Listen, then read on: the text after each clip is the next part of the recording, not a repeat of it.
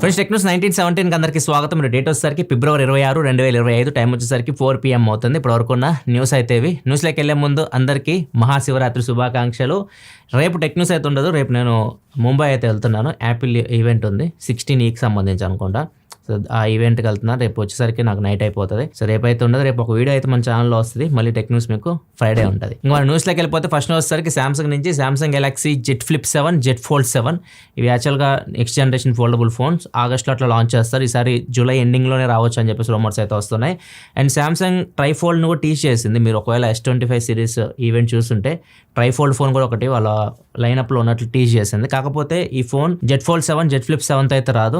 జూలైలో అంటే ఆగస్ట్లో మనకి ఈ రెండు ఫోన్స్ వస్తాయి, జెట్ ఫ్లిప్ 7, జెట్ ఫోల్డ్ 7. ఈ ట్రైఫోల్డ్ ఫోన్ Q4కి వెళ్ళొచ్చు అని చెప్పేసి మ్యాక్స్ చెప్తున్నాడు. మ్యాక్స్ సామ్సంగ్ సంబంధించి రూమర్స్ అయితే ఇస్తూ ఉంటాడు, లీక్స్ ఇస్తుంటాడు. ఈయన కరెక్ట్గానే ఇస్తాడు. సో మనం ఈ ట్రైఫోల్డ్ ఫోన్ అయితే ఆగస్ట్లో ఎక్స్పెక్ట్ చేయలేము. అండ్ ఇంకొకటి చాలామంది ఏమంటున్నారంటే జెట్ ఫ్లిప్ 7లో ఎగ్జినోస్ ప్రాసెసర్ ఉంటుంది, జెట్ ఫోల్డ్ 7లో వచ్చేసరికి స్నాప్డ్రాగన్ 88 ప్రాసెసర్ ఉంటుంది అని చెప్పేసి అంటున్నారు. అసలు సామ్సంగ్ ఎగ్జినోస్ 2500 ఇంకా తయారై చేయలేదు. సో ఎగ్జినోస్ ప్రాసెసర్ అయితే రాదు. జెట్ ఫ్లిప్ 7, జెట్ ఫోల్డ్ 7 రెండిట్లో స్నాప్డ్రాగన్ 88 ప్రాసెసర్ ఉంటుంది అన్నట్లు కూడా చెప్తున్నారు. నెక్స్ట్ మన గూగుల్ నుంచి గూగుల్ 2-factor అథెంటికేషన్. ఇప్పుడు జీమెయిల్ మీరు లాగిన్ అవ్వాలంటే ఖచ్చితంగా 2-factor అథెంటికేషన్ చాలా మంది ఆన్ చేసుకుంటూ ఉంటారు. మీకు ఓటీపీలు వస్తుంటాయి జీమెయిల్ కానీ మొబైల్ నెంబర్ కానీ. ఈ ఓటీపీలని చాలా మంది స్కామర్స్ మిస్యూజ్ చేస్తున్నారు, హ్యాక్ చేయడానికి యూజ్ చేస్తున్నారు. సో దీనికోసం ఇప్పుడు గూగుల్ కొత్త పద్ధతి ఆలోచించింది, క్యూఆర్ కోడ్ స్కానింగ్ అనమాట. మీరు జీమెయిల్లోకి లాగిన్ అవుతున్నప్పుడు క్యూఆర్ కోడ్ అక్కడ కనిపిస్తుంటుంది 2-factor అథెంటికేషన్లో. మీ ఏదైతే 2-factor అథెంటికేషన్ మీరు ఈమెయిల్ ఐడి కానీ మొబైల్ నెంబర్ కానీ ఇచ్చి ఉంటారు కదా, సేమ్ ఆ ఫోన్ నుంచి ఆ క్యూఆర్ కోడ్ని స్కాన్ చేస్తే ఆటోమేటిక్గా అది డిటెక్ట్ చేసి మీకు యాక్సెస్ అయితే ఇస్తుంది. సో ఇట్లా గూగుల్ అయితే క్యూఆర్ కోడ్ స్కానింగ్ ద్వారా 2-factor అథెంటికేషన్ అయితే తీసుకొని రాబోతుంది. నెక్స్ట్ మనకి CMF Phone 2 BIS సర్టిఫికేషన్ అయితే పొందింది. BIS సర్టిఫికేషన్ అంటే ఇండియాలో సర్టిఫికేషన్ పొందింది, bureau of Indian standard certification పొందింది. ఇది ఏప్రిల్లో రావచ్చు అని చెప్పేసి రూమర్స్ అయితే వస్తూ ఉన్నాయి. CMF Phone 1 మీకు అందరు గుర్తుండి ఉంటుంది, నట్లు బోల్ట్లతో వస్తుంది కదా, సేమ్ దాని సక్సెసర్ CMF Phone 2 15,000 ఆ రేంజ్లో అయితే రావచ్చు. నెక్స్ట్ మనకి ఎయిర్టెల్ నుంచి ఎయిర్టెల్ మార్చ్ 12, 2025 నుంచి IPTV సర్వీసెస్ తీసుకొచ్చినట్టు చెప్తుంది. IPTV సర్వీసెస్ అంటే మనకి ఏదైతే మనకి టీవీ ఛానల్స్ ఉంటాయి కదా, ఇవి శాటిలైట్ త్రూ కాకుండా మన ఇంటర్నెట్ బ్రాడ్బ్యాండ్ ఉంటుంది కదా, ఇంటర్నెట్ నుంచి డైరెక్ట్ మనం చూడవచ్చు అనమాట. సో ఇలా ఉంటాయి సర్వీసెస్, IPTV సర్వీసెస్. సో ఇవి ఎయిర్టెల్ తీసుకొని వస్తుంది మార్చ్ 12 నుంచి. నెక్స్ట్ మనకి యాపిల్ నుంచి యాపిల్ వాళ్ళ దేశంలో అమెరికాలో $500 బిలియన్ నెక్స్ట్ 4 ఇయర్స్లో ఇన్వెస్ట్ చేయబోతున్నట్టు చెప్తుంది. అంటే అక్కడ మ్యానుఫ్యాక్చరింగ్ ఏర్పాటు చేయబోతున్నారు, మ్యానుఫ్యాక్చరింగ్ ప్లాంట్ ఏర్పాటు చేయబోతున్నారు. అక్కడ నుంచి వాళ్ళ ప్రొడక్ట్స్ని తయారు చేస్తారంట. ప్రజెంట్ అయితే చైనాలో చేస్తున్నారు, ఇండియాలో చేస్తున్నారు. ఇప్పుడు ట్రంప్ వచ్చాడు, టారిఫ్స్ విధిస్తున్నాడు కాబట్టి సో వీళ్ళు అక్కడ తయారు చేస్తున్నట్టున్నారు. అంతేకాదు వీళ్ళు చెప్పేది వచ్చేసరికి మా దేశ అభివృద్ధికి కూడా మేము దోహదపడతాము, సో మన దగ్గర కూడా జాబ్స్ ఇవన్నీ క్రియేట్ చేయొచ్చు అన్నట్లుగా చెప్తున్నారు. ఇంకా ఇన్వెస్ట్ చేస్తాము, ప్రజెంట్ అయితే మేము $500 బిలియన్ చేద్దాం అనుకుంటున్నాం నెక్స్ట్ 4 ఇయర్స్లో అన్నట్లు యాపిల్ చెప్తూ ఉంది. కాకపోతే ప్రాబ్లం ఏంటంటే చైనాలో వీళ్ళు తయారు చేయడానికి మెయిన్ రీజన్ అక్కడ కాస్ట్ తక్కువ అయిపోయింది, మ్యానుఫ్యాక్చరింగ్ కాస్ట్ చాలా తక్కువ పడుతుంది. ఇక్కడ యూఎస్లో కొద్దిగా మ్యానుఫ్యాక్చరింగ్ కాస్ట్ ఎక్కువ అవుతుంది. సో మనకు ఓవరాల్గా దాన్ని ఇంపోర్ట్ చేశారనుకోండి ఇంకా కాస్ట్ అయితే పెరగవచ్చు. కాకపోతే మన ఫోన్స్ మ్యాక్సిమం ఇక్కడిక్కడే తయారవుతున్నాయి, చైనాలో తయారవుతున్నాయి, ఇండియాలో తయారవుతున్నాయి కాబట్టి సో పెద్దగా మనకి ఎఫెక్ట్ అయితే పడదు. వేరే ప్రొడక్ట్స్ ఏవైతే ఉంటాయో ఎక్స్క్లూజివ్ ప్రొడక్ట్స్ ఉంటాయి, విజన్ ప్రో ఇట్లాంటివి ఉంటాయి.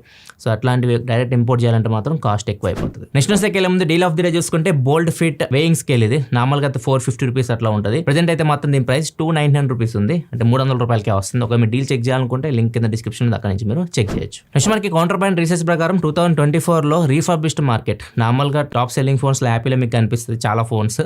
ఇప్పుడు రీఫర్బిష్డ్ మార్కెట్ అంటే సెకండ్ హ్యాండ్ మార్కెట్లో కూడా యాపిల్ టాప్లో ఉంది. 56% మార్కెట్ షేర్ యాపిల్ దగ్గర ఉంది. ఎక్కువ మంది సెకండ్ హ్యాండ్లో యాపిల్ ఫోన్స్ కొనడానికి ఇష్టపడుతున్నారు. అదే 2023లో చూసుకుని 51% ఉండేది యాపిల్కి, ఇప్పుడు 56% పెరిగింది. సెకండ్ ప్లేస్లో శాంసంగ్ ఉంది. శాంసంగ్ 2023లో 27% ఉండేది, ఇప్పుడు 2024కి వచ్చేసరికి 24%కి తగ్గింది. అండ్ ఈ రెండు బ్రాండ్స్ మొత్తం మేజర్ సెకండ్ హ్యాండ్ మార్కెట్ని అయితే క్యాప్చర్ చేసినాయి. మిగతా బ్రాండ్స్ అయితే అసలు దగ్గర కూడా లేవు. ఒప్పో, వివో ఇవి 3%లో ఉన్నాయి. OnePlus కానీ హువావే కానీ ఇవన్నీ 1% దగ్గర అయితే ఉన్నాయి. నెక్స్ట్ మనకి సుకేష్ చంద్రశేఖర్, ఇతను చాలా మంది గుర్తూనే ఉంటారు. ఇతని ఎక్కువ ఫేమస్ దేనికంటే జాక్లిన్ బాయ్ ఫ్రెండ్ అని చెప్పేసి చాలా మందికి తెలుసు. ప్రజెంట్ జైల్లో అయితే ఉన్నాడు. అండ్ ఇతను ఇలాన్ మస్క్కి ఒక లేఖ అయితే రాశాడు. ఈ లేఖలో ఇతను ట్విట్టర్లో అంటే ఎక్స్లో $2 బిలియన్ నేను ఇన్వెస్ట్ చేస్తాను, మీరు ఒకవేళ నాకు అవకాశం ఇస్తే, మీరు చాలా పవర్ఫుల్ పర్సన్, మీరు తలుచుకుంటే దేశ ప్రధాని ఎన్నుకోగలరు, సో మీరు అది ట్రంప్తో చేసి చూపించారని చెప్పేసి ఒక లెటర్ అయితే ఇలాన్ మస్క్కి రాశాడు. అండ్ ఇది ఇప్పుడు చాలా హాట్ టాపిక్ అయింది. సో ఇతను యాక్చువల్గా మనీ లాండరింగ్ ఇట్లాంటి కేసుల్లో ప్రజెంట్ జైల్లో అయితే ఉన్నాడు. అండ్ ఎక్కువ డబ్బులు ఖర్చు పెట్టడం, ఎక్స్పెన్సివ్ గిఫ్ట్స్ ఇవ్వడం. రీసెంట్గా February 14th జాక్లిన్ ఫెర్నాండెస్కి ప్రైవేట్ జెట్ కూడా గిఫ్ట్గా అయితే ఇచ్చాడు. సో ఇతని మీద చాలా కేసులు అయితే ఉన్నాయి. సో ఇతను బయటికి రావడం కొద్దిగా కష్టమే అనమాట. సో దీనికోసం ఇతను ఇలాన్ మస్క్తో ఫ్రెండ్షిప్ చేసినా కానీ, సో అతను ఏమైనా ఇన్ఫ్లుయెన్స్ చేసిన బయటికి తీసుకురావచ్చు, ఇట్లా అన్ని రకాలుగా అయితే ఇస్తున్నాడు. ఆఫర్లు చాలా మందికి ఇస్తున్నాడు. ఈవెన్ ChatGPT శామ్ ఆల్ట్మాన్కి కూడా ఇలానే ఇచ్చాడు ఆఫర్.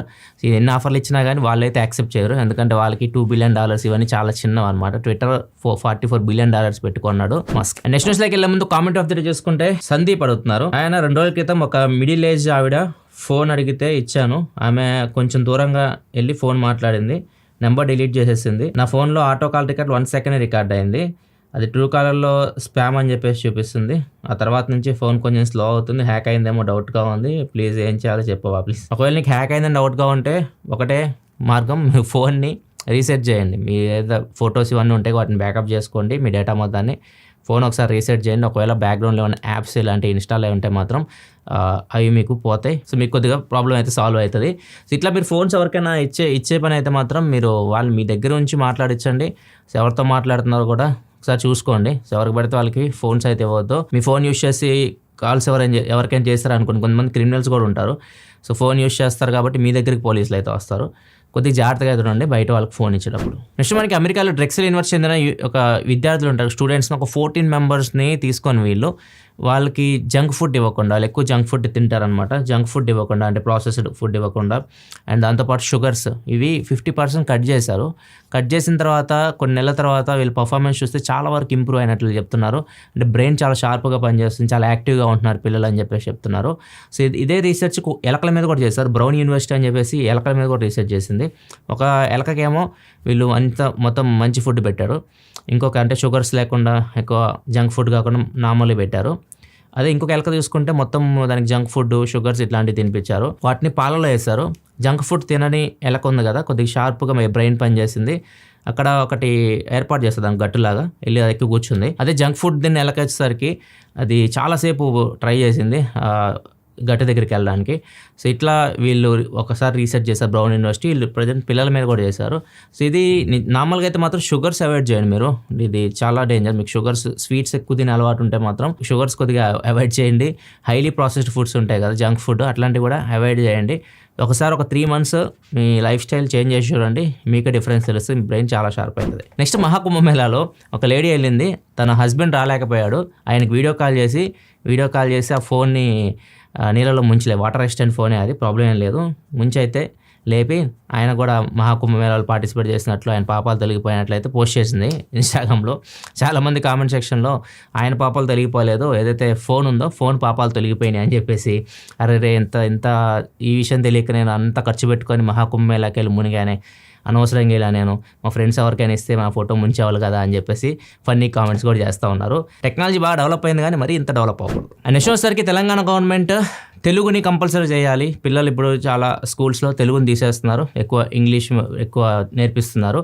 తెలుగు భాష ఎట్లయితే అంతరించిపోతుంది, ఇది మన మాతృభాష మనం కాపాడుకోవాలని చెప్పేసి అన్ని సిలబస్లకి CBSE, ICSE, IB ఇట్లా ఏ సిలబస్ అయినా కానీ ఖచ్చితంగా తెలుగు లాంగ్వేజ్ అయితే ఉండాలని చెప్పేసి 2025-26 నుంచి తెలుగు లాంగ్వేజ్ అయితే యాడ్ చేపిస్తున్నారు ఈ అకాడమిక్ ఇయర్ నుంచి. అండ్ ఒకవేళ మీరు 9th 10th చదివే వాళ్ళకి అయితే చాలా ప్రాబ్లం అవుతుంది. 10th క్లాస్ వాళ్ళు అయితే ప్రాబ్లం లేదు, ఇయర్ అయితే లేదు. 25-26 అయితే 10th క్లాస్ చదివే వాళ్ళకి అయితే లేదు. కాకపోతే 9th క్లాస్ మీరు చదువుతున్నారు అనుకోండి, 9thలోకి అడుగు పెట్టబోతుంటారు కదా, సో వాళ్ళు మాత్రం ఖచ్చితంగా ఈ ఇయర్ 25-26లో మీరు 9thలో తెలుగు చదవాల్సి ఉంటుంది.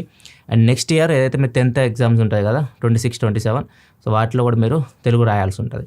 సో ఇదైతే తెలంగాణ గవర్నమెంట్ నిర్ణయం తీసుకుంది. సో ఈ అకాడమిక్ ఇయర్ నుంచి దీన్ని ఇంప్లిమెంట్ చేయబోతున్నారు. ఇది ఫ్రెండ్స్ కోరుకుంది టెక్ న్యూస్ అయితే. అందరికీ వన్స్ అగైన్ మహాశివరాత్రి శుభాకాంక్షలు.